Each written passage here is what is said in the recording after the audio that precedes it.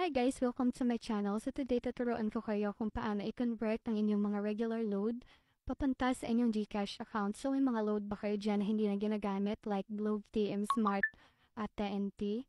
So kung meron po at gusto nyong ipa-convert into GCash, just PM lang po sa page namin or sa Facebook account namin. And nag-accept din po kami ng mga very unverified GCash. Kung may mga pera po kayo sa unverified GCash na gusto nyong i-cash out, so PM nyo lang kami at kami na pong bahala mag-transfer sa inyong mga verified GCash. So, yung rate namin, yung deduction fee namin is 20% at minsan 30 pesos po. So like for example, nagpa-trade kayo ng 100 loads, so i-convert natin yan sa GCash 70 pesos. Kapag 1K naman is 970. So just PM lang guys sa aming Facebook account. So ito po yung Facebook account namin, Sam Trader. So ilalagay namin sa comment section at sa description ng video na to ang link para direct na kayo makapag-message para hindi kayo ma-scam. So nandito na rin po yung mga proof namin.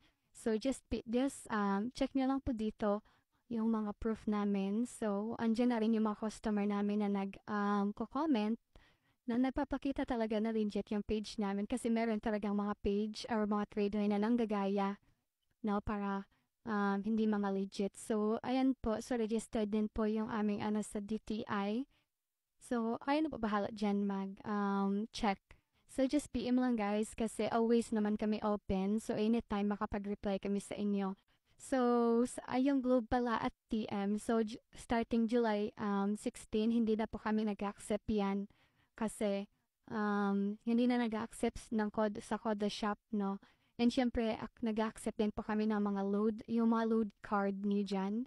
So, pwedeng-pwede namin yan i-convert into GCash. So, yan lang po. So, hoping makapag-message kayo po sa Facebook account namin para matransfer na natin yan, yung mga load nyo into GCash money. So, thank you guys for watching.